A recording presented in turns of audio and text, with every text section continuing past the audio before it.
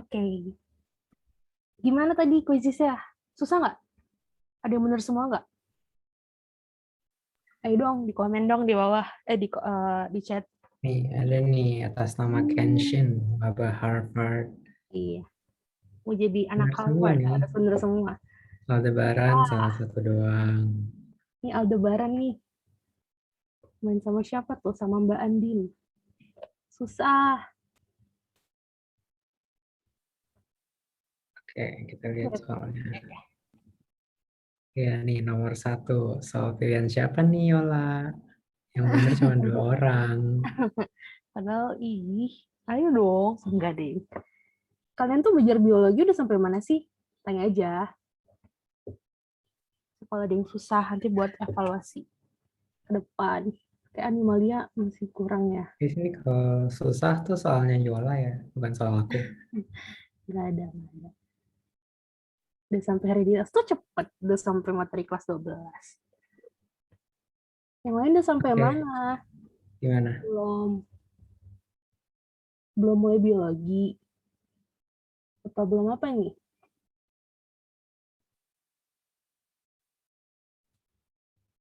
Wih, keren, keren, keren. Oh, apa? Kalau biologi tuh, apa ya? Nggak apa-apa, kalian belakangan aja biologi. Biologi itu kalian bablas di belakang sebenarnya agak Aman-aman nekat, aja. tapi bisa, Ah, bisa, bisa, bisa. agak bisa. Bisa, bisa. Terutama kalau kalian mau kedokteran gitu kan, bablas aja habis yang kimia sama biologi belakang-belakang. Fisika, mamat udah lupakan saja guys. Betul. Tapi karena masih agak jauh ya, ya jangan Ya, mending dilupakan. dikejar sih. Ya, aku stop share. Kita mau ini ya, mau mulai aja ya bahas soal. Tadi yang on cam mana nih? Ini gue berdua doang. Ajarin genetik dong kak, yang hitung-hitung. Nanti ada kok soalnya, tenang aja. Hitung-hitung tuh nggak begitu susah sih. Genetik tuh yang kayak ini ya. Apa sih? Kalau hitung-hitung persen-persenan gitu ya. Ayo dari mulai. Bisa Mau aku Radit. cerewet banget. Aku yang share screen ya. Oke, Allah share screen. Hmm,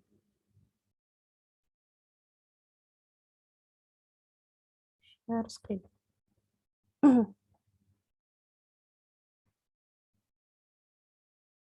Dada.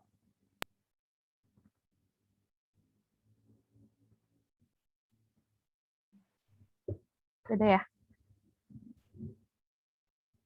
Ini tadi kita udah. Oke, kita bahas ya. Jadi nomor satu, tadi yang benar cuma dua. Jika dilihat dari proses perkembangan awal embrionya, maka kelompok yang lebih maju di antara yang lainnya adalah apa nih? Yang tadi jawab benar, boleh dong aku kasih waktu 1 menit. Kira-kira jawabannya apa? Kalian tuh jawab apa gitu. Sebenarnya ini gampang kok. Nggak dijawab. Atau tadi ngasal ya? Ya udah deh, aku bahas aja. Di sini kita lihat ada arthropoda, ada chordata, ada moluska, ada echinodermata. Ya situ aja. Ini apa sih? Ini tuh masuk ke mata pelajaran animalia. Animalia. Animalia tuh nightmare banget buat biologi, beneran. Apalagi yang invertebrata. Makanya aku bawa materi invertebrata. Biar kalian jangan menghindar dari nama invertebrata. Nah, di sini invertebrata tuh luas banget, banyak banget karena kita harus ngafalin 8 filum dan serta sistem-sistemnya juga, sistem syarafnya lah, sistem pencernaannya lah. Tapi kali ini aku mau ngasih tahu aja nih beberapa klasifikasi yang bikin kalian apa ya, kayak oh gitu. Uh, Oke, yang pertama tuh ada berdasarkan rongga tubuhnya. Rongga tubuh, yang kedua lapisan tubuh, yang ketiga itu simetrinya, yang keempat nih yang paling bisa dibayangin itu ciri atau contohnya. Oke, ini jelek banget. Nah, gini deh. Oke, kita mulai dari porifera. Kok gini? dari sini deh. Nah, yang pertama tuh namanya porifera. Kalau sekilas sedikit, ingat aja porifera, cnidaria, cacing-cacingan trisomia 3, platyhelminthes, nematomintes, annelida, moluska atau masuk siput-siputan, arthropoda itu masuknya cangkang-cangkangan, sama terakhir echinodermata. Nah, kita bakal bahas porifera. Porifera itu seperti namanya pori. Berarti dia tuh hewan yang berpori-pori, hewan yang berspons. Contohnya kayak terumbu karang ya. Kalau kita lihat di dasar laut. Terus habis itu untuk rongganya, dia rongganya apa sih? Maksudnya rongga tuh dia antara dua, antara selom atau aselom. Setiap kata, setiap terminologi yang ditambah A, pasti dia tidak depannya. Selom berarti dia punya rongga, sedangkan aselom dia nggak punya rongga. Karena porifera ini tingkatnya yang paling bawah, kita anggap aja di aselom. Aselomata.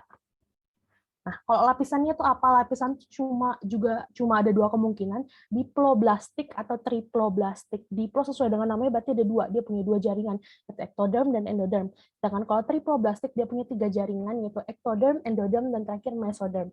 Karena dia paling rendah, jadi kita masukin dia ke diploblastik. Diploblas. Ya gitu.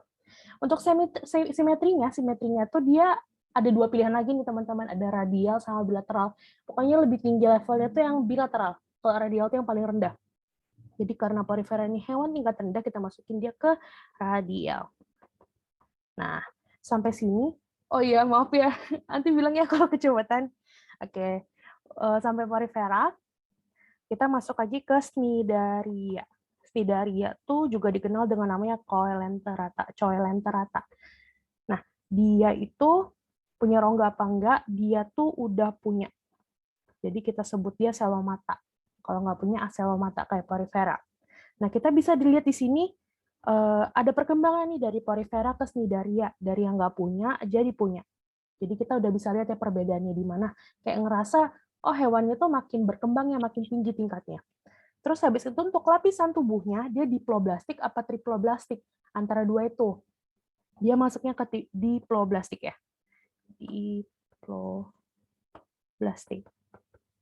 Diploblastik. Terus simetrinya apa? Simetrinya tuh masih radial. Contohnya apa? Cnidaria. Coelenterata tuh contohnya tuh ubur-ubur. Ubur-ubur. Aurelia Aurelius apa namanya? Pokoknya Aurelia nama latinnya. Kayak nama orang cakep-cakep dipanggil Aurelia artinya ubur-ubur. Nah, ubur-ubur tuh ada dua fase. Ini harus tahu juga, ada namanya fase polip sama fase medusa. Pasti langsung ngeliat medusa. Medusa tuh yang apa sih? Yang makhluk mitologi yang ada ular-ularnya, yang gerak-gerak. Iya.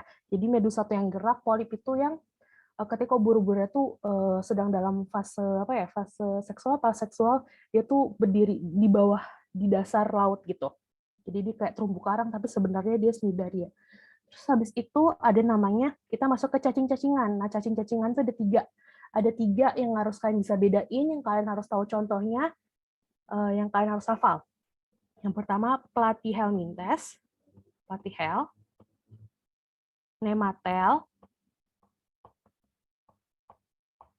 annelida. Pokoknya kalau kalian bayangin cacing tuh kayak yang geliat kan, yang silindris, yang panjang, yang geli-geli gitu kan. Enggak, tapi sebenarnya cacing tuh ada macam-macam. Ini kayak platyhelminthes itu namanya, dia tuh ciri khasnya dia tuh disebut cacing pipih. Jadi bisa bayangin nggak sih dia cacing yang kayak selembar aja itu kayak kertas tipis gitu. Dia tuh cacing pipih, dia tuh masih aselomata. Kelihatan ya Cnidaria, ingat Cnidaria selom, tapi platyhel itu aselom. Sedangkan kalau nematomintas dia nggak aselom, nggak selom, tapi pseudoselom. Apa tuh pseudoselom? Dia tuh antara punya atau enggak punya rongga, jadi dia kayak nggak punya, tapi dia punya tapi masih semu, jadi belum sempurna. Nematel ingat dia pseudoselom. Kalau annelida karena di antara platyhel, nematel, annelida yang paling tinggi, annelida yang paling tinggi, jadi dia selomata. Nah, dari sini udah kelihatan kan? Habis itu untuk lapisan kan tadi cuma ada diploblastik atau triploblastik ya. Untuk lapisan platyhelminthes dia udah masuk ke triploblastik. Begitu pula teman-temannya. Karena triploblastik itu level yang paling tinggi kan, otomatis kalau ada film yang lebih tinggi lagi dari dia pasti sama. Terus kalau simetrinya ini dia udah masuk bilateral. Begitu juga teman-teman selanjutnya sampai echinodermata. Nah, buat ciri-ciri sama contohnya nih. Untuk pelatihan lintas ini tuh cacing-cacing pipih yang kayak aku udah kasih tahu. Nah, kalau yang umumnya tuh dia masuknya apa ya? Genus apa famili ya? Kayaknya tuh ada namanya Trematoda sama Cestoda. Mana ya? Nggak kelihatan nih. Nah, Trematoda tuh apa sih? Trematoda tuh Platyhelminthes. Tapi Platyhelminthesnya tuh yang bentuknya kayak daun. Contoh-contohnya apa? Contoh-contohnya tuh keluarga si Fasciola sp. Nanti kan boleh baca, Fasciola sp tuh kayak ada Fasciola hepatica, itu cacing yang ada di hati, di hepar, Fasciola gigantica, Fasciolopsis buski, kayak gitu deh. Nanti kalian kalau ngelihat gambarnya tuh kelihatan oh ini apa. Tapi kayaknya SMA belum dalam banget sih ke gambar-gambarnya. Kayak kalian tahu aja Trematoda tuh contoh spesiesnya apa. Terus kalau itu Cestoda, selain ada Trematoda ada lagi namanya Cestoda. Pokoknya si toda kecuali nematoda itu masuknya ke si Platyhelminthes. Dia tuh contohnya kayak keluarga siapa ya? Keluarga Taenia. Ini pasti cacing yang dikenal banget.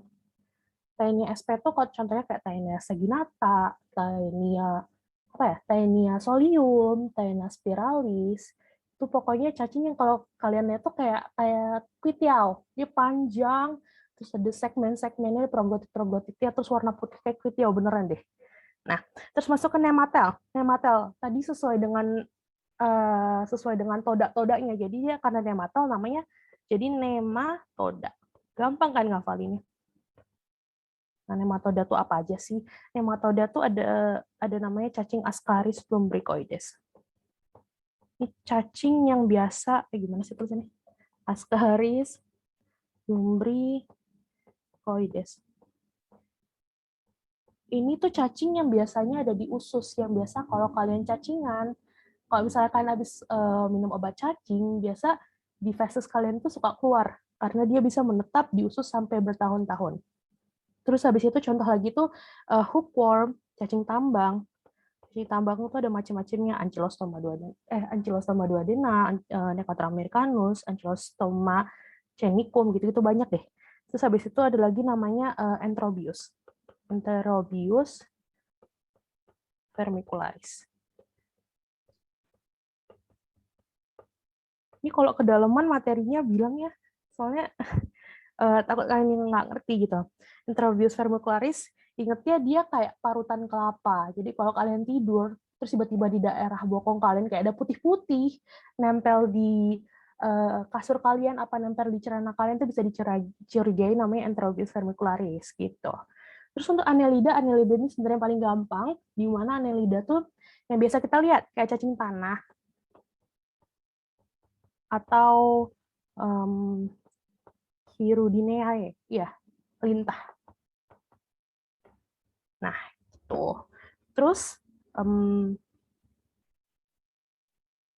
nah tadi kan kita udah sampai ke si cacing-cacingan. Bentar deh. Dari cacing-cacingan ini kita bisa ngeliat kan ya, mana bedanya, gimana perkembangan susunan tubuhnya. Terus kita lanjut ke 3 film terakhir. Ada film Mollusca, film Arthropoda, dan Echinodermata.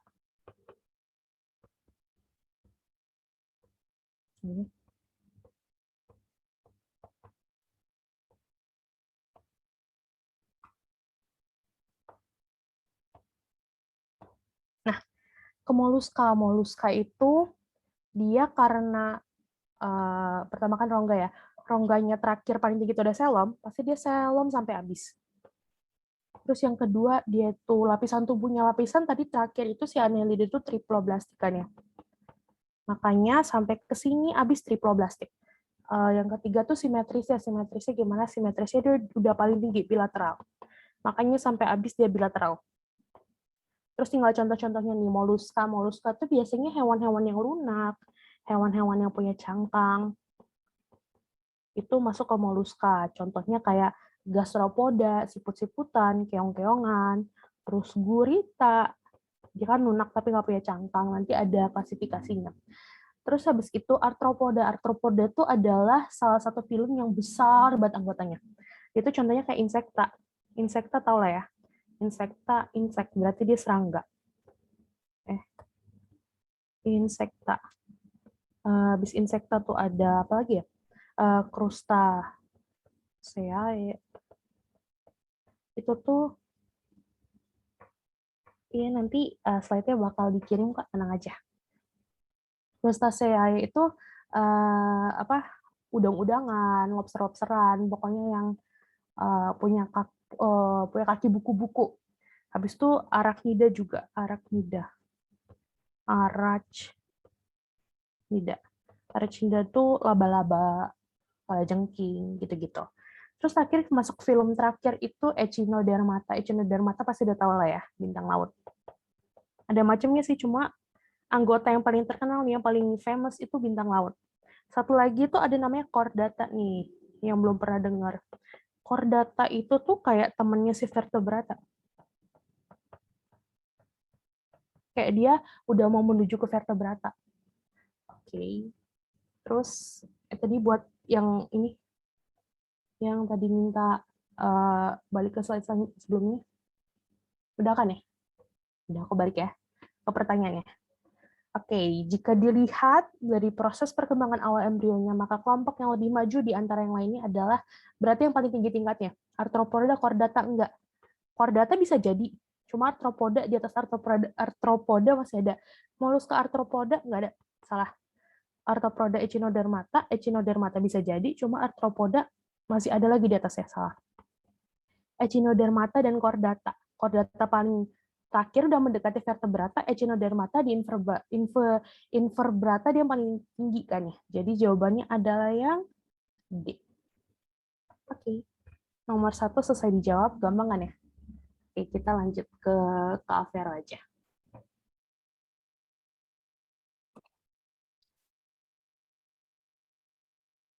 Oke, sekarang nomor 2 materinya tentang sistem peredaran darah. Jadi soalnya hal yang tepat berkaitan dengan mekanisme kerja organ jantung. Oke, yang pertama, katup mitral terbuka saat tekanan sistolik berlangsung. Oke, mungkin kita bahas dulu tentang sistolik dan diastolik ya. Oke, jadi kalau sistolik itu keadaan di mana ventrikelnya berkontraksi untuk memompa darah keluar. Jadi ketika ini ventrikel nih, dia berkontraksi untuk mengeluarkan darah, darahnya kan ke sini ya berarti ke paru-paru dan ke seluruh tubuh lewat aorta dan lewat arteri pulmonalis. Nah, ketika dia mau berkontraksi untuk mengeluarkan darah ke seluruh tubuh kan berarti nggak boleh balik ke atrium dong darahnya, ya kan? Makanya selama fase sistolik yang tertutup itu adalah katup atrioventricularis kanan dan kiri atau katup tricuspidalis yang sini. Jadi tricuspidalis tutup, tricuspidalis juga tutup.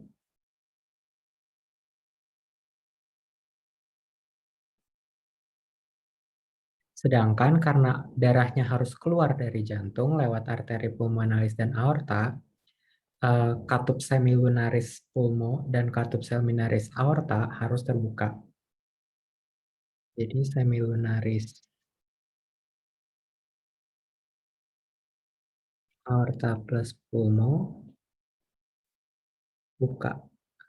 Gitu ya. Itu untuk katup-katupannya. Dan aliran darahnya kan berarti dari ventricle itu apa ya bahasa itunya?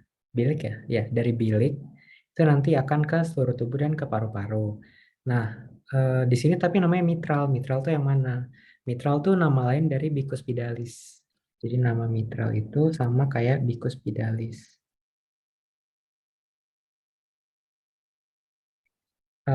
Terus nama lain tricuspidalis dan bicuspidalis kan tadi udah aku sebut atrioventricularis ya, karena dia antara atrium dan ventricle. Kemudian kalau yang di aorta dan pulmon namanya semilunaris, itu kalian udah tahu lah ya. Jadi yang A, katup mitral terbuka saat tekanan sistolik berlangsung, itu salah ya, karena harusnya tertutup. Kalau misalkan terbuka, itu akan menyebabkan yang namanya regurgitasi darah, yang artinya darahnya balik ke atrium dan nggak bisa ke pompa keluar dengan baik.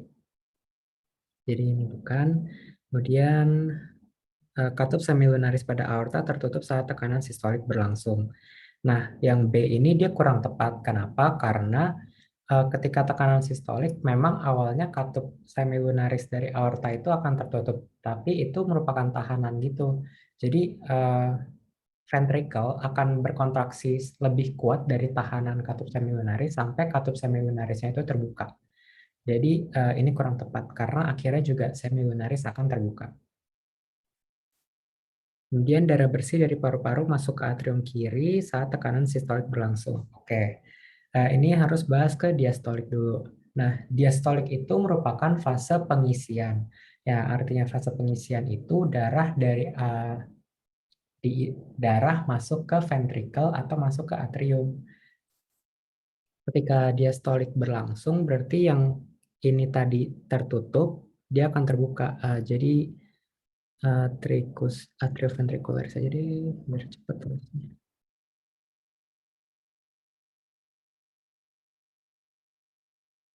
Atrioventricularis itu akan terbuka, sedangkan semilunaris tertutup. Nah, yang terbuka juga selain itu ada katup-katup dari vena-vena besar. Jadi di vena cava superior di sini dan di vena cava inferior itu dia ada ada katupnya gitu kan. Nah, katupnya itu terbuka supaya darahnya bisa masuk ke atrium. Sama kasusnya buat di ventricle di atrium kiri ya, yang ini nih. Ini kan ada vena dari paru-paru itu juga nanti katupnya akan terbuka supaya darahnya bisa masuk ke atrium. Nah, darah dari atrium itu kan nanti harus masuk ke ventricle. Nah, fase pengisian itu namanya diastolik. Jadi kan tadi atrioventricularis terbuka makanya darahnya bisa masuk. Kalau menurut ini darah bersih di paru-paru masuk ke atrium kiri saat tekanan sistolik berlangsung itu berarti salah ya. Karena ini harusnya tekanan diastolik, yaitu fase ketika pengisian darah ke ventricle. Gitu. Jadi ini salah. Kemudian yang D, katup tricuspidalis akan terbuka saat tekanan diastolik berlangsung. Ini benar ya, tadi yang aku udah bilang, katup tricuspidalis, katup bicuspidalis, atau katup mitral itu akan terbuka ketika fase pengisian supaya darahnya bisa masuk ke ventricle. Jadi ini benar. Kemudian yang E, katup semilunaris pada arteri pulmonalis terbuka saat tekanan diastolik berlangsung. Ini salah ya. Katup semilunaris itu emang pada arteri pulmonalis, dia terbuka ketika eh, tekanan sistolik. Jadi diastolik dia tetap tertutup supaya darah yang eh, masuk tidak terjadi ejeksi prematur gitu. Jadi ini jawabannya D. Gampang kan? Kalau saya mah gampang. Soal Yola yang susah. Oke, boleh dilanjut ya? Oke, oke, oke. Ini kalau Vero udah ya gilirannya. Oke, next. Balik lagi ke aku. Oke, kita next ya. Ke nomor 3. Tadi kayaknya bener dikit juga deh. Sedih deh. Emang susah banget ya. Udah deh. Berikut yang bukan merupakan fungsi jaringan ikat adalah. Oke, nanti kita bahas option-optionnya. Di sini aku mau ngejelasin. Jadi kita tuh sebagai manusia, kita terdiri dari sel. Sel itu apa? Sel itu adalah apa ya, satuan struktur dan fungsional yang terkecil kan, yang paling paling kecil ya pokoknya. Nah, sel-sel ini bakal gabung, bakal bersekutu tuh ya, bentuk namanya jaringan. Nah, di sini kita bakal bahas jaringan, tapi jangan lupa kalau jaringan tuh dari sel. Nah, jaringan itu kita punya jaringan dasar nih. Jaringan dasar. Nah, jaringan dasar kita punya 4. Yang pertama ada namanya jaringan epitelium. Yang kedua itu ada lagi namanya jaringan ikat, connective tissues. Yang ketiga itu ada namanya jaringan otot. Yang keempat ada namanya jaringan saraf. Syaraf atau saraf? Saraf. Epitelium. Nah, epitelium itu adalah jaringan yang basicnya tuh selalu ada di permukaan. Karena dia fungsinya untuk melindungi. Jadi kayak di kulit kita, di kandung kemih kita, di alveolus kita yang biasanya kena banyak benturan, kena banyak trauma, itu biasanya tuh adalah epitel. Epitel tuh banyak ya. Aku paling nggak suka sebenarnya belajar epitel ini, soalnya banyak banget. Epitel squamous, epitel columnar, apa gitu, epitel kuboid, terus contoh-contohnya banyak banget. Terus untuk jaringan ikat ini apa sih? Jaringan ikat itu adalah jaringan yang biasanya ada di bawah si epitelium. Dia tuh fungsinya kayak sebagai lem, penghubung. Misalnya kayak gini, misalnya aku gambar di sini ada gambar kulit. Gimana deh kayak gitu deh. Ini stratum-stratumnya.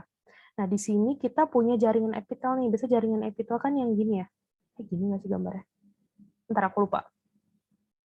Kebalik. Kayak gini. Ini gini ya. Kok kebalik ya? Kayak gitu deh stratum-stratumnya. Nah, di sini tuh bisa ada epitel-epitel. Aku gambar di sini kuboid yang kotak-kotak. Nah, epitel gitu. Ini intinya. Ingat, ini karena ini jaringan epitel, jadi dia terdiri dari inti. Ini inti, ini semua disebut jaringan. Nah, misalnya udah sampai sini nih. Nah, biasanya di bawah sini tuh ada namanya jaringan ikat nih. Bisa gini jaringan ikat. Macam-macam, ada matriks apa gitu. Itu nanti biasanya di bawah sini ada pembuluh darahnya. Vaskular. Jadi kayak seakan-akan buat nempelin yang atas ke bawah, kayak lemnya gitu. Terus buat otot tuh apa sih? Udah tau lah, otot tuh alat gerak aktif. Yang buat kontraksi gitu-gitu. Untuk saraf tuh buat komunikasi. Komunikasi misalnya kayak kita ada tangan kita megang panas, kok bisa otak kita tahu terus nyuruh tangan kita ngangkat, soalnya ada namanya si saraf yang bakal kerjasama sama neurotransmitter. Nah, kita balik lagi ke jaringan ikat. Jaringan ikat. Jaringan ikat tuh ada macam-macam tipenya. Sebenarnya, nah jaringan ikat tuh ada macam-macam tipenya. Ada kayak jaringan ikat longgar, jaringan ikat apa ya? Longgar, jaringan ikat padat. Cuma aku mau kayak bikin simplify aja sih biar gampang. Jadi jaringan ikat tuh ada adiposa, habis itu ada darah, habis itu ada tulang, sama ada fiber atau serat. Nah, kalau adiposa ini contohnya lemak. Nah, jadi adiposa terdiri dari sel-sel adiposa. Terus kalau darah ini ya darah. Darah tuh nggak cuma yang kita lihat, misalnya kalau kita jatuh ada darahnya, ada merah-merah itu enggak. Darah tuh ada dua. Ada terdiri dari plasma sama sel darah. Jadi plasma tuh yang cairnya, yang merah-merahnya. Sedangkan kalau yang sel darah itu yang kayak eritrosit, trombosit, leukosit, kalau kita lihat tuh sebenarnya nggak kelihatan, soalnya itu mikro kan. Sama satu lagi ada protein. Protein darah biasanya kayak albumin yang nanti bakal bawa-bawa obat gitu. Terus kalau untuk tulang tuh ada dua juga ya. Ada osteon atau tulang keras, sama ada rawan.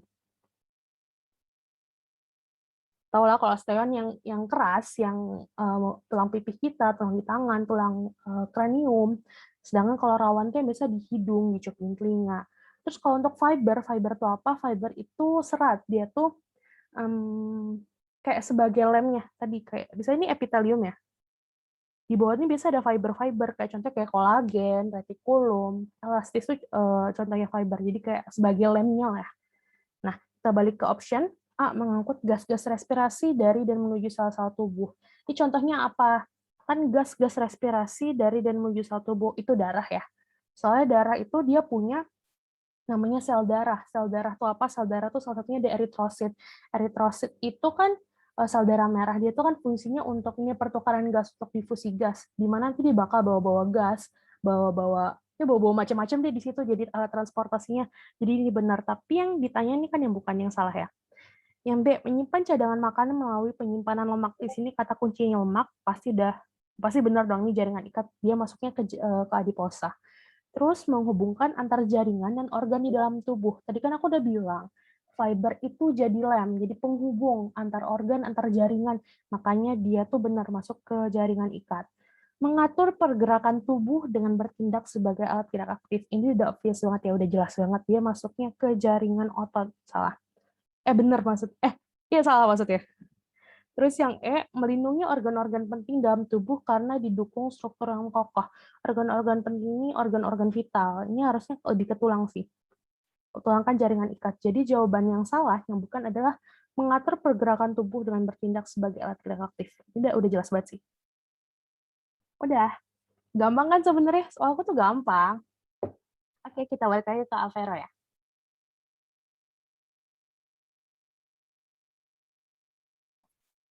Oke, ini mungkin yang agak susah ya dari soal aku. Gejala fisiologis yang berlangsung pada seseorang yang sedang puasa. Oke, yang pertama, pituitari posterior meningkatkan produksi vasopresin. Nah, eh, kalian harus tahu vasopresin itu hormon ADH, ya, itu sama kayak ADH, anti diuretik hormon. Karena diuretik itu artinya membuang air gitu. Karena anti, jadi dia tidak membuang air, yang artinya retensi air. Jadi ini akan menyebabkan retensi air. Nah, retensi air ini eh, karena sedang puasa kan kita nggak banyak minum, nggak banyak makan, nggak ada air yang masuk. Untuk mencegah dehidrasi, maka tubuh akan memperbanyak vasopresin ini atau ADH supaya tubuh kita tuh nggak kekurangan air. Makanya yang pertama tuh pituitary posterior meningkatkan produksi vasopresin dianggap benar. Jadi ini benar ya. Vasopresin fungsinya untuk retensi air. Kemudian yang kedua, konsentrasi aldosteron dalam darah cenderung turun. Oke, yang kedua ada aldosteron. Nah, aldosteron itu merupakan hormon juga yang dihasilkan oleh kelenjar adrenal juga. Eh, Mirip sama temennya itu siapa namanya? Adrenalin dan noradrenalin. Nah, aldosteron itu fungsinya adalah untuk retensi air dan natrium. Sama ya, mirip kayak vasopresin, dia juga retensi air dan natrium. Nah, kerja aldosteron ini nice to know aja, kerjanya itu dipengaruhi oleh yang namanya angiotensin. Nah, sebenarnya angiotensin, aldosteron, dan satu lagi enzim renin, iya, enzim renin itu tiga-tiganya bekerja dalam eh, namanya regulasi tekanan darah. Tapi karena kita bahasnya gejala fisiologi seorang yang berpuasa, yang penting itu retensi air dan natrium. Gitu ya. Jadi seharusnya karena puasa nggak mau banyak keluarin air, harusnya aldosteronnya meningkat. Sorry, aldosteronnya meningkat supaya airnya nggak banyak keluar gitu. Kemudian yang ketiga, tubulus contortus distal menjadi sangat permeabel terhadap air. Nah, eh, kalau kalian ingat lagi, tubulus contortus distal itu kan berfungsi buat reabsorpsi air ya. Nah, ketika dia lebih permeabel lagi dari biasanya, maka air yang diserap akan semakin banyak. Gitu ya. Jadi ini udah jelas lah ya, benar.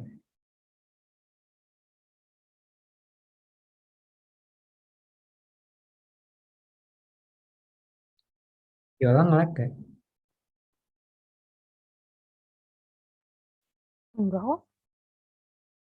Kok nggak nambah? Aku yang like enggak nggak sih? Tapi bentar ya.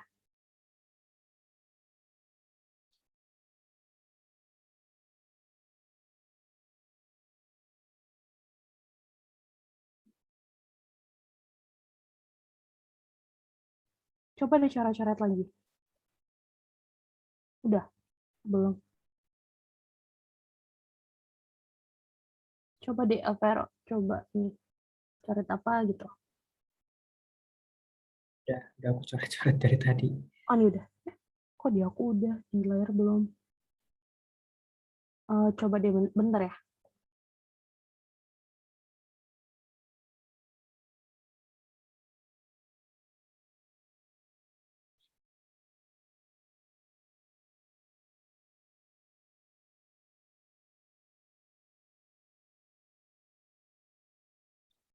Belum ada. Bentar.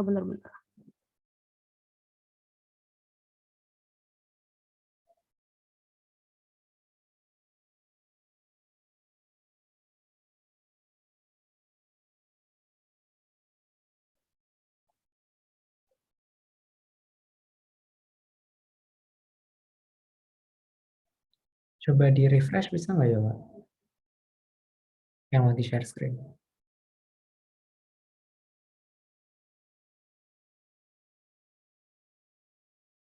Mana ya? Bentar. Aku nggak tahu ini iPadku atau iniku yang bermasalah. Bentar.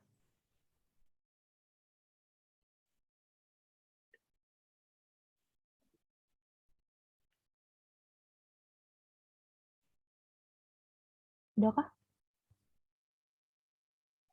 Udah ada. Belum ke Jamboard.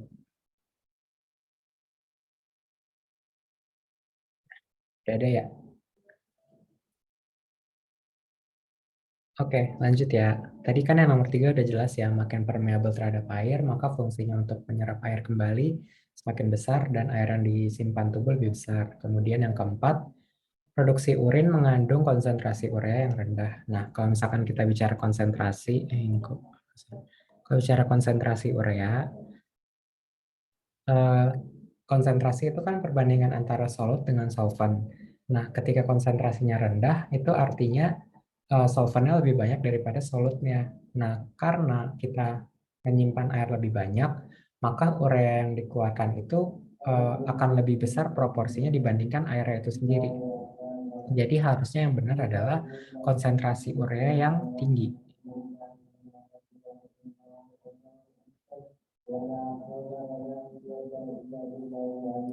Karena rasio urea terhadap air besar, gitu ya. Udah gitu aja sih. Jadi karena 1 dan 3 jawabannya B, gitu ya. Dan maksudnya kan guys, kalian ingetin aja nih vasopressin itu.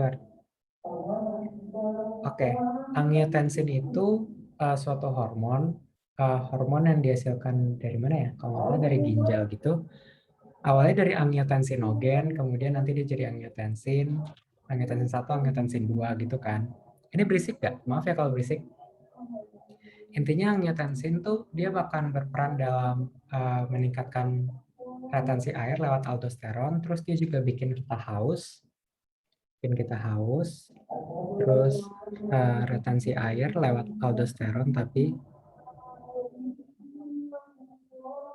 sama satu lagi dia juga meningkatkan detak jantung kalau nggak salah. Intinya tuh dari angiotensinogen tuh untuk meningkatkan tekanan darah kita gitu guys. Entah angiotensinogen buat vasokonstriksi atau buat uh, cardiac output. Ini udah terlalu jauh guys, jadi kalian nggak penting-penting amat. Ya kalian cukup tahu angiotensinogen itu ada hubungannya dengan aldosteron. Kalau misalkan ada yang disebut renin itu juga dia berhubungan karena renin itu membantu angiotensinogen berubah jadi angiotensin. Itu sih nanti biasanya tuh namanya RAAS, renin angiotensin aldosteron apa namanya S gitu deh.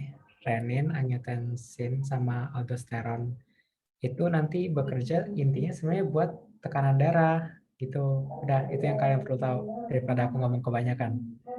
Itu aja ya. Oke, silakan lanjut aja deh. Oke. Kedua, aku sebenarnya nggak tahu angiotensin apa, aku juga baru dengar. Oke, kita lanjut aja ya. Oke, nomor 9 ini gampang banget, gampang banget. Komponen sel bakteri E. coli yang berperan dalam pembentukan energi adalah A itu mitokondria, B mesosom, C membran sel, D itu lisosom, E itu badan kulit. Ketutupan ya. Ini gimana cara mindahinnya? Aku nggak tahu. Coba sebentar. Aku nggak ngerti lagi cara mindahinnya. Kita baca soal aja deh. Kan sel sini udah dikasih spoiler sih, sel bakteri. Udah spoiler banget di sini.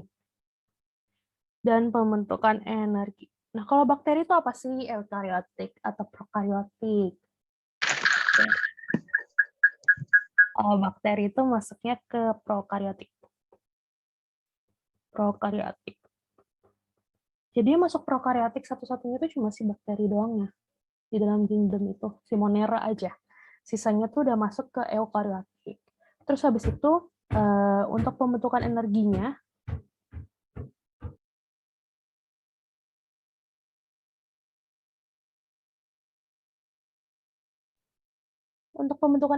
tuh biasanya antara mitokondria itu kayak apa ya?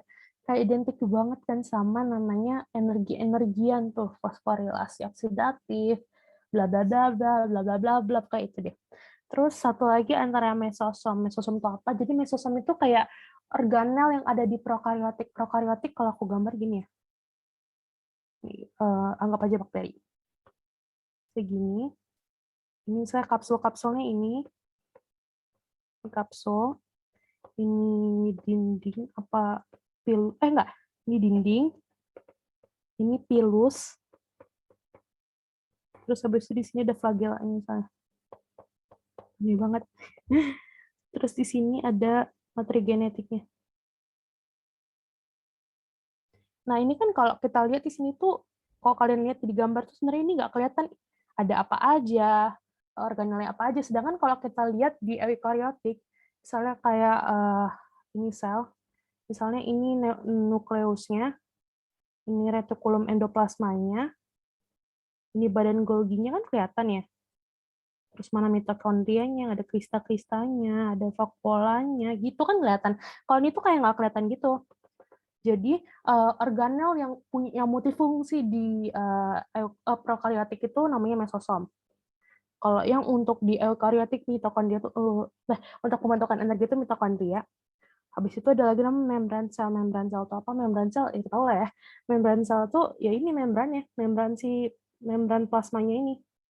Membran tuh sebenarnya ada beberapa organel yang memiliki membran, contohnya kayak mitokondria, nukleus juga punya membran nukleus. Cuma ini kayak lebih khusus ke membran plasma di sini. Jadi fungsinya buat apa? Dia fungsinya untuk untuk ngatur keluar masuk.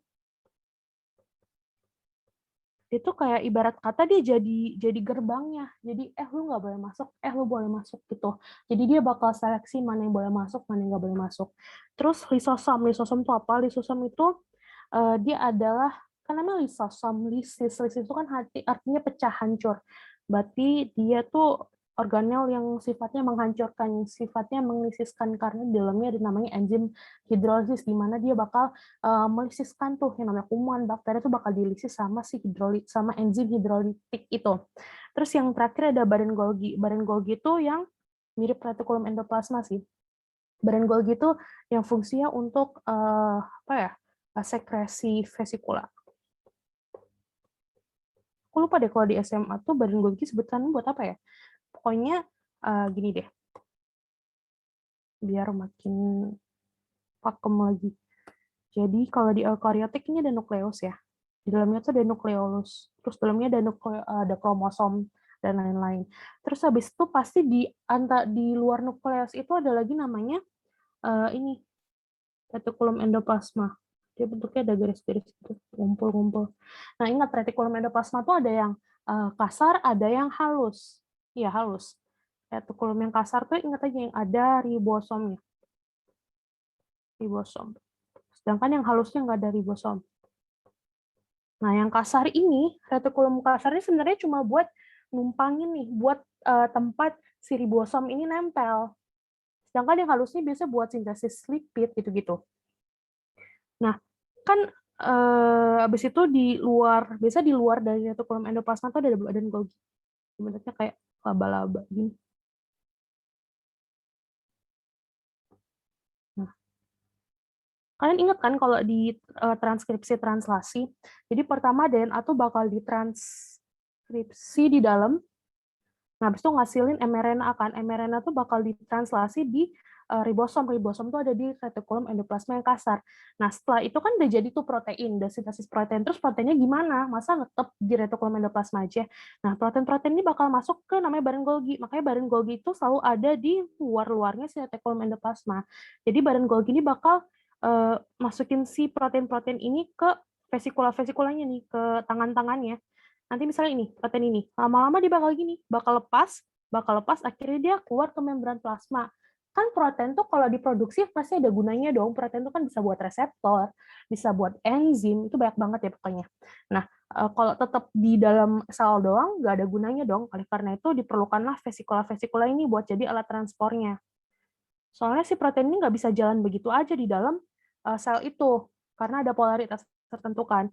Nanti ada juga kalian kenal namanya sitoskeleton. Sitoskeleton tuh kayak jadi rel gitu. Kayak ini misal membran. Apalah aku gambar. Misalnya ini membran. Bentar, udah ngaco.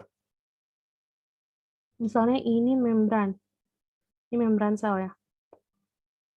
Nah, nanti tuh bakal banyak sitoskeleton nih. Kayak anggap aja nih kereta. Nanti dia bakal dianterin gitu ke sini, ke sini. Akhirnya dia bisa keluar ngelakuin namanya eksositosis. Iya, eksositosis endositosis. Pertukaran apa tuh? Pertukaran zat apa tuh? Kayak itu deh, transport zat gitu-gitu deh. Nah, berarti komponen sel bakteri E. coli yang berperan dalam pembentukan energi karena satu-satunya nih organel yang ada di prokaryotik cuma mesosom, jadi jawabannya pasti mesosom. Itu aja. Sebenarnya kita bahas sel bakteri, tapi kita lari ke eukaryotik ya. Maaf ya. Gampang kan ya? Karena gampang, nggak ada yang ditanya, kita ke next ke Alvaro aja. Alvaro. Oke, ini selanjutnya tentang piramida ekologi. Mungkin kita langsung ke pembahasannya aja ya, karena ini ditanya judulnya atau apa. Nah, piramida ekologi itu umumnya ada 3 jenis. Piramida ekologi yang energi, ini energi ya.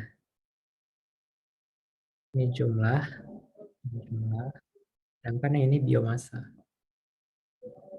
Nah, yang energi, ciri khasnya itu dia selalu bentuk piramid utuh, jadi tidak pernah terbalik.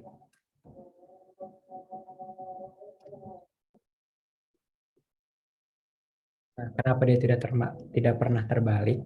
Nah, karena tuh setiap dari satu trofik ke trofik yang atasnya, itu selalu terjadi kehilangan energi dalam bentuk panas ke lingkungan. Ya, udah simpelnya gitu aja. Nah, biasanya tuh kalau misalkan kalian dikasih piramida kosong, terus ditanya pada tingkat segini, energi sisa berapa? Nah, biasanya itu naik ke atas dikali 0,1. Gitu. Jadi sisa ke atasnya tuh tinggal 10%, tinggal 10%, tinggal 10%, gitu-gitu aja terus. Makanya ini kan hilang 0,1, hilang 0,1, hilang 0,1 gitu kan. Itu buat perhitungan biasanya untuk piramida ekologi yang energi.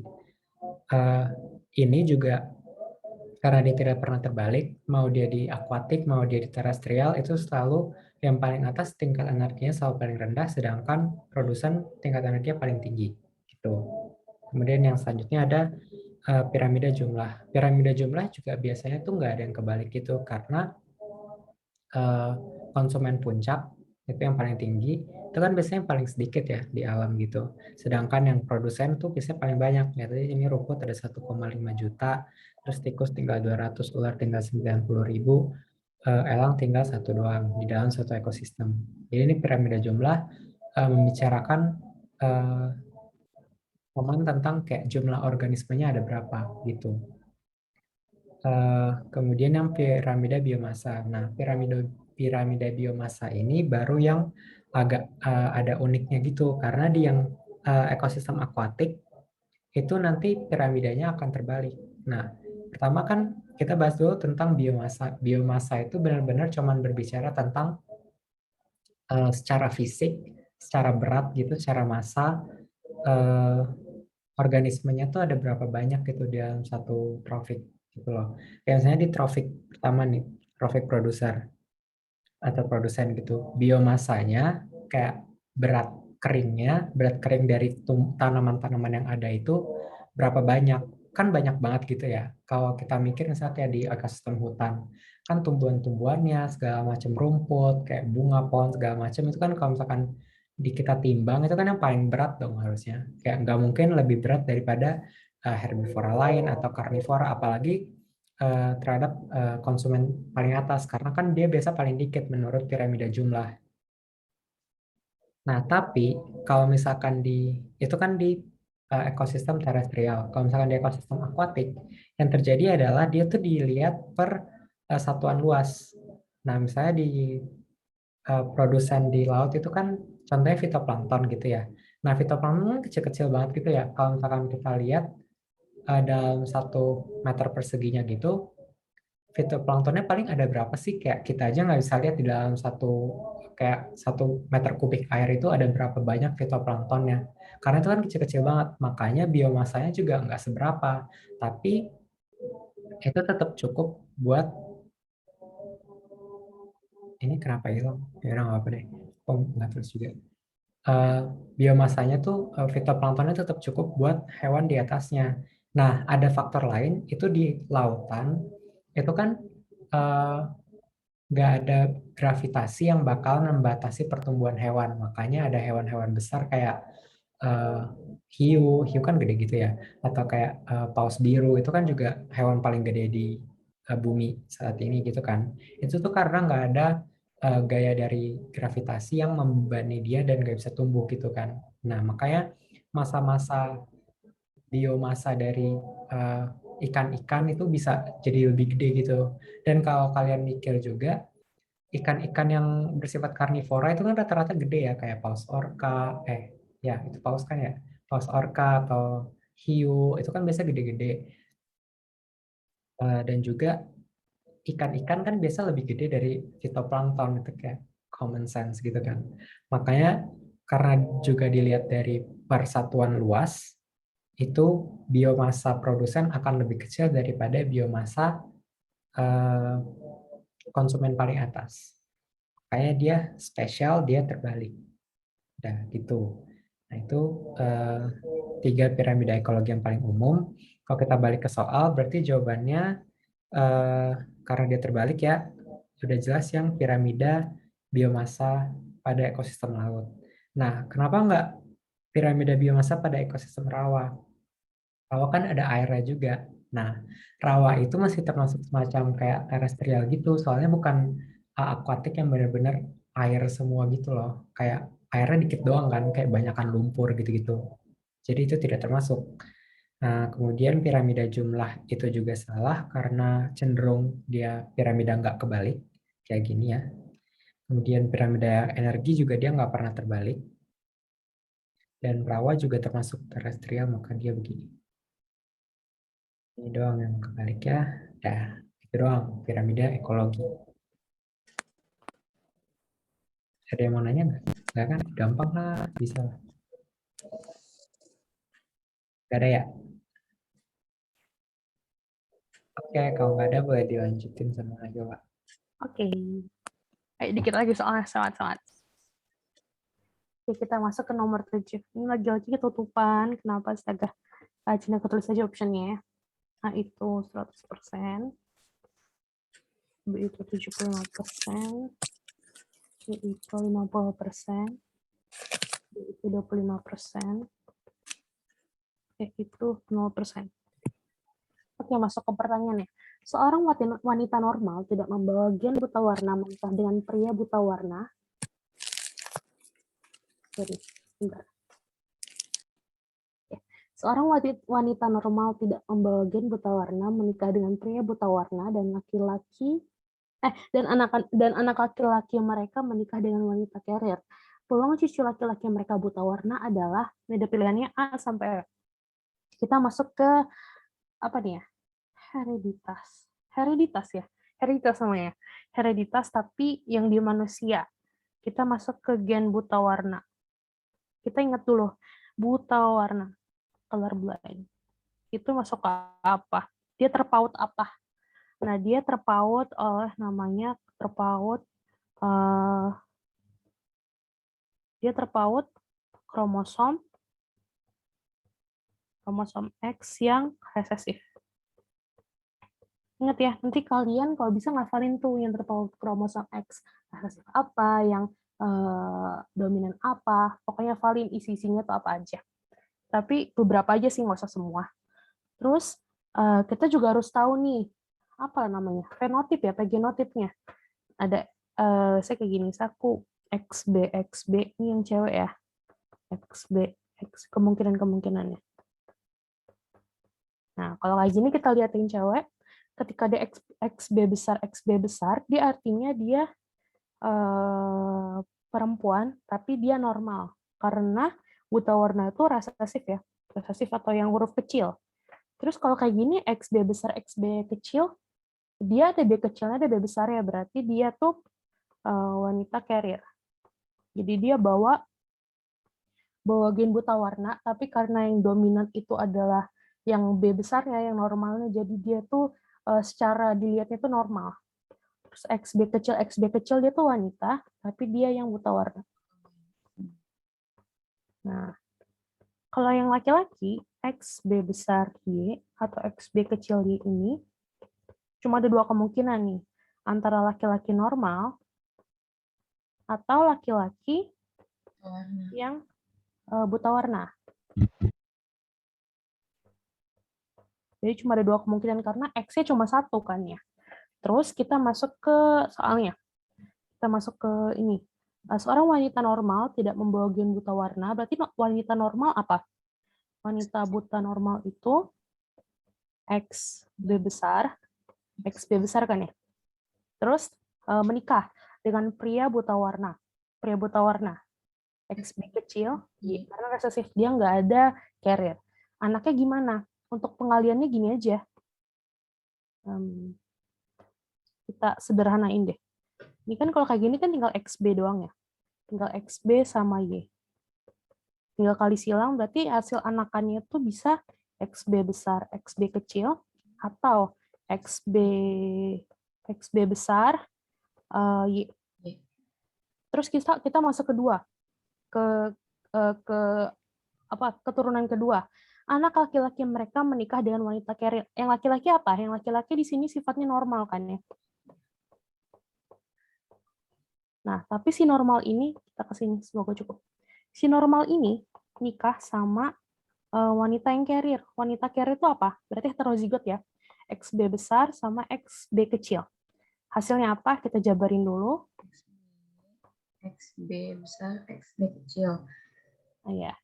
XB besar, ke sini kan, terus XB besar, XB kecil, terus ini yang cowoknya XB besar Y atau XB kecil Y. Nah, ini kemungkinan sih keturunan keduanya. Nah, terus pertanyaannya, peluang cucu laki-laki mereka buta warna adalah cucu laki-laki mereka buta warna.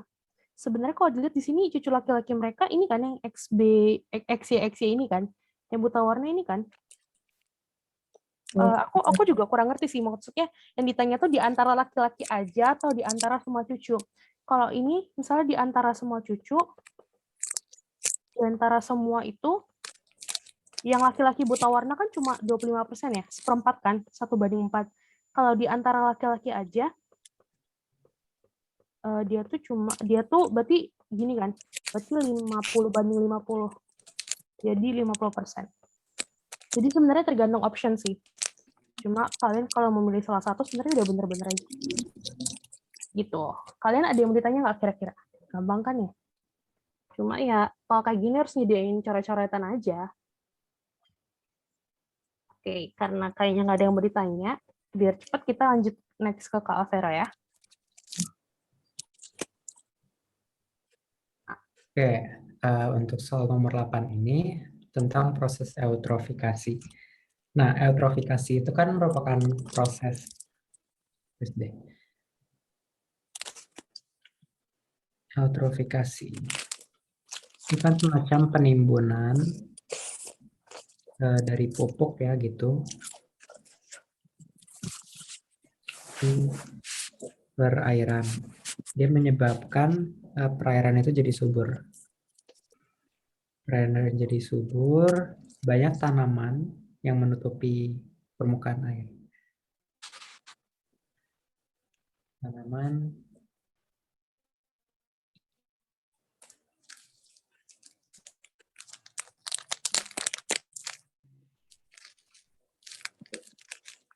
Nah, eutrofikasi membawa dampak apa aja? Ini ada BOD, COD, TSS, DO itu apa? Oke, kita tulis satu-satu aja ya. BOD. BOD itu adalah biochemical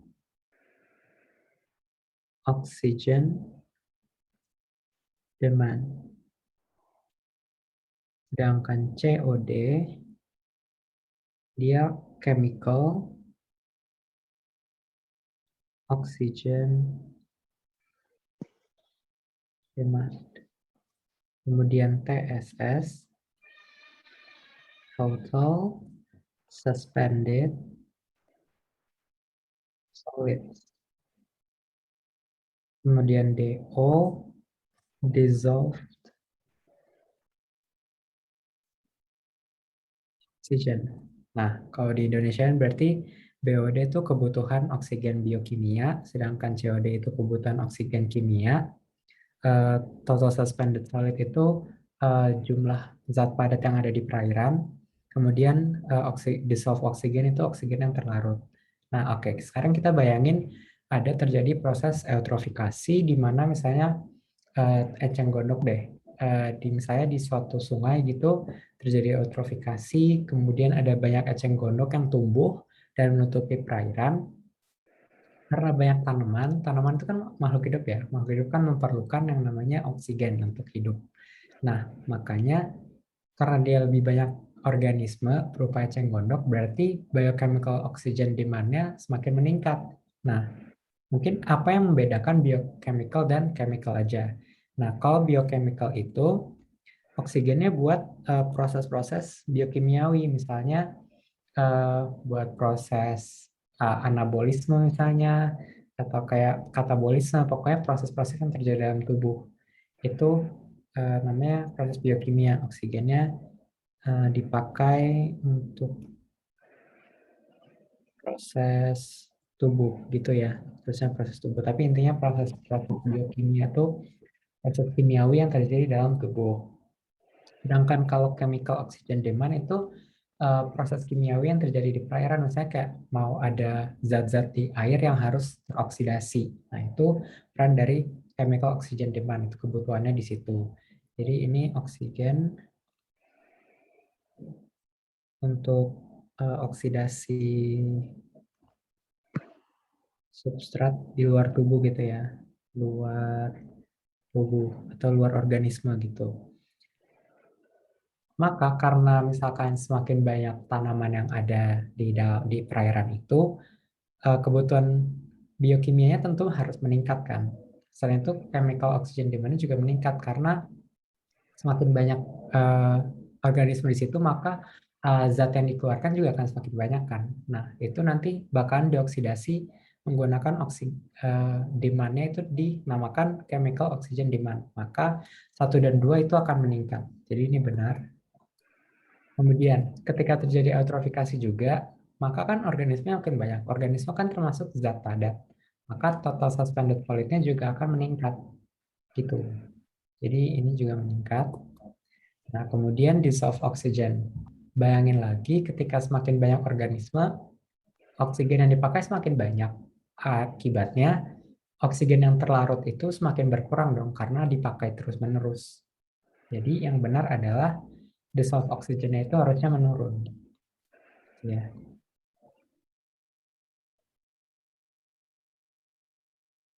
Ya, gitu aja sih. Gampang kan? Jawabannya A, karena 1, 2, 3. Gitu. Ada yang mau ditanya nggak? Kalau nggak ada, bisa dilanjut jawab buat soal ke-9. Oke, ini soal terakhir dari aku. Seperti biasa gampang. Oke, kita bahas lamella branchiata merupakan anggota filum moluska yang dibedakan berdasarkan bentuk kaki seperti kapak, insang berbentuk lempeng, memiliki 2 cangkang, menghasilkan mutiara atau bergerak dengan kaki perut. Nah, kita bahas soal filum moluska ya. Moluska itu adalah salah satu filum yang termasuk dalam invertebrata. Tadi udah aku bahas ya sedikit-sedikit di depan. Nah, moluska itu ciri-cirinya apa sih? Pasti dia hewannya lunak. Biasanya kebanyakannya bercangkang. Dan ininya cirinya juga dia triploblastik. Udah sempurna dari triploblastik. Dia selomata. Habis itu dia juga udah simetri bilateral. Habis itu, nah, moluska ini punya berapa klasifikasi? Klasifikasi. Nah, sebenarnya itu ada 5 dibaginya. Ada polyplacopora, habis itu ada scapopoda, pelesipoda, ada gastropoda, sama terakhir ada cephalopoda. Tapi aku lebih bahas khusus tuh lebih ke sini, lebih ke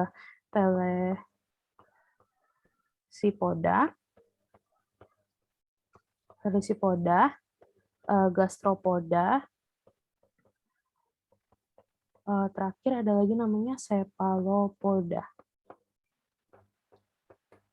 Ini si hewan-hewan yang punya kaki nih, kaki-kaki. Poda tuh artinya kaki ya, poda itu kaki. Nah, pelesipoda tuh, pelesi kayak kapak artinya ya. Makanya disebut dia kaki kapak. Gastropoda, gastro itu gastrointestinal, berarti daerah perut. Berarti dia kakinya di perut. Cephalopoda, sepal tuh kepala ya, berarti dia kakinya di kepala. Apa tuh kaki di kepala? Nah, kita masuk ke pelesipoda. Pelesipoda tuh kaki kapak. Kalau kita lihat hewan apa sih yang kakinya kapak? Bayangin deh. Kaki kapak tuh maksudnya ini, kerang-kerangan, bivalvia. Jadi pelesipoda tuh punya namanya bivalvia. Atau cangkangnya 2. Ingetin nama lainnya, nanti kalau ditanya bivalvia tuh apa, ingat aja langsung kerang-kerangan. Habis itu dia juga punya nama lain nih, namanya lamella branchiata. Nah, ini soal kita nih. Lamella branchiata tuh apa sih? Lamella branchiata tuh artinya insangnya berlembar. Jadi ini hafalin sih sebenarnya. Cuma kan harus tahu aja nama lain pelesipoda apa, gastropoda tuh apa, ciri-cirinya, cephalopoda tuh apa, contoh-contohnya. Tadi kan pelesipoda tuh contohnya kerang-kerangan. Terus gastropoda, kaki di perut, apa sih hewan yang punya kaki di perut, yang jalannya pakai perut? Udah pasti dong. Siput, keong. Ini gampang lah. Terus terakhir cephalopoda. Cephalopoda kakinya di kepala apa? Kakinya di kepala. Nah, ini apa? Gurita. Nah, gurita, cumi-cumi. Itu kan kakinya di kepala semua ya. Kalau dilihat kalau tanpa sadar juga kakinya tuh kayak di kepala gitu kan ya. Dan satu lagi nih kalian harus tahu namanya, ada namanya Nautilus. Nautilus sp. Cephalopoda itu dia nggak punya ini ya, dia nggak punya cangkang biasa. Nggak punya cangkang. Ya kan, gurita mana cangkangnya, nggak ada kan, cumi-cumi nggak ada cangkangnya. Cuma Nautilus aja nih yang punya cangkang. Dia cephalopoda. Cephalopoda yang punya cangkang.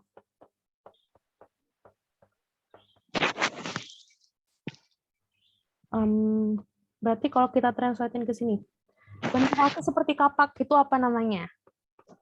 Poda-poda apa? Pelesipoda. Ayo nama lain pelesipoda apa? Bivalvia, gitu aja, lamella branchiata. Gampang, ini cuma kayak nama lain aja sih. Terus insangnya berbentuk lempeng, apa? Tadi lempeng ini lembaran ya? Lamella branchiata. Terus memiliki 2 cangkang apa? Bivalvia, bi itu 2 kan? Bivalvia. Menghasilkan mutiara apa? Menghasilkan mutiara kerang-kerangan, masukin aja ke pelesipoda. Bergerak dengan perut, ada kata perut di sini, berarti namanya gastropoda. Gampang sebenarnya kan? Berarti pertanyaannya, lamella branchiata merupakan anggota filum moluska yang dibedakan berdasarkan insang yang berbentuk lempeng. Udah aja, lamella branchiata tadi apa teman-temannya? Pelesipoda, Nama lainnya maksudnya. Pelecypoda sama bivalvia. Selesai. Ada yang mau ditanya nggak? Kalau nggak ditanya, kita lanjut ya, Vero.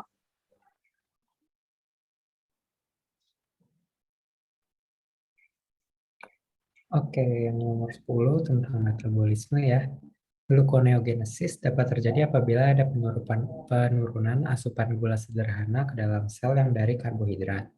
Mekanisme gluconeogenesis ini dapat menggunakan beberapa senyawa. Oke, pertama kita bahas dulu terminologinya gluconeogenesis.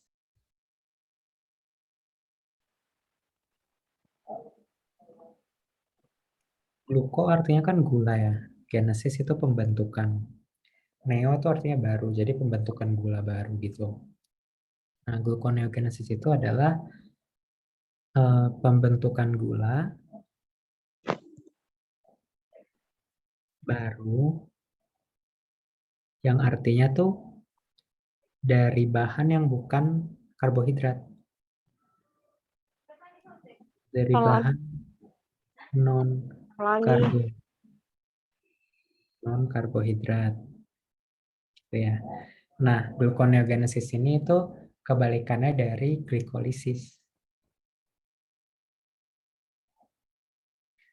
Kalian udah pernah belajar kan glikolisis? Gliko itu gula, lisis itu dihancurkan. Jadi itu dia mengubah gula atau glukosa menjadi zat yang non glukosa gitu. Pemecahan aja ya aku tulisnya. Kalian tahulah glikolisis apa. Pemecahan glukosa. Nah, terus mungkin kalian bentar deh. Jadi kalau kalian udah belajar di kimia kan itu ada bab yang namanya biokimia ya. Kalian belajar tentang makromolekul itu lanjutan dari polimer gitu. Tentang ada yang 3 yang sumber energi kita. Ada karbohidrat yang apa namanya monomernya itu glukosa. Kemudian ada apa namanya lemak, lipid yang itu pembentuknya adalah asam lemak dan gliserol. Kemudian ada protein yang monomernya adalah asam amino. Nah, jadi karena 3 ini yang menghasilkan energi, maka 3 ini juga yang bisa diubah ke glukosa lagi. Kalian mikirnya gitu aja, supaya lebih simpel. Jadi, menggunakan beberapa senyawa untuk gluconeogenesis itu pertama ada gliserol dan asam lemak, karena mereka itu membentuk lipid. Kemudian ada asam amino, ini membentuk protein. Gitu. Nah, sedangkan vitamin ini kebanyakan akan diubah ke bentuk aktifnya di dalam tubuh untuk produk-produk untuk keperluan-keperluan metabolisme, contohnya kayak NADH dan FADH itu sebenarnya itu dari vitamin B gitu. Contohnya vitamin B untuk membentuk NADH dan FADH, kemudian vitamin D buat bantu kalsium gitu-gitu. Jadi vitamin tuh bukan sumber energi ya. Ini salah. Jadi jawabannya itu udah yang A. Nah, kemudian aku mau tambahin buat terminologi yang mirip nih. Namanya glikogenolysis dan glikogenesis. Nah, kalau ini glikogen dan lisis, maka dia artinya adalah pemecahan glikogen.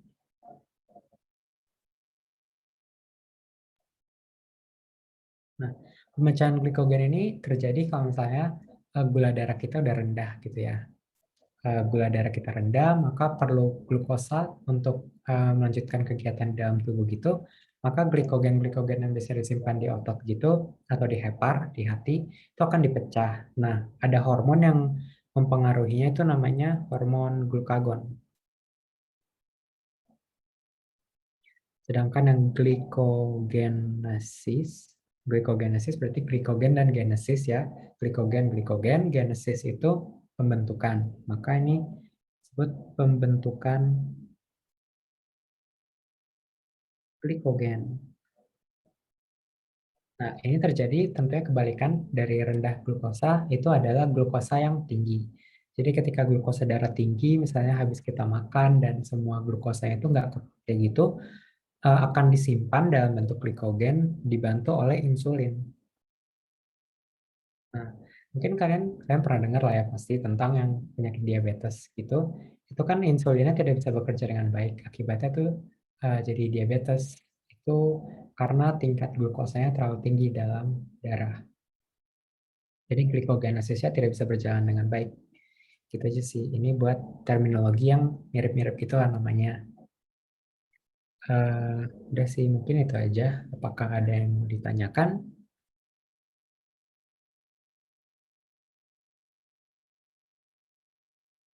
Tentang materi ini metabolisme.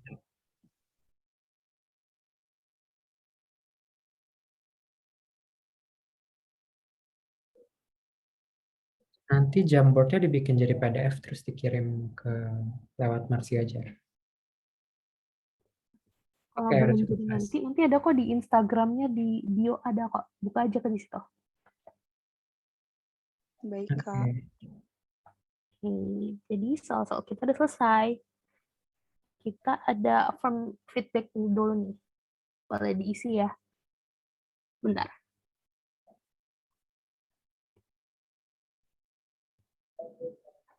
Boleh diisi ya.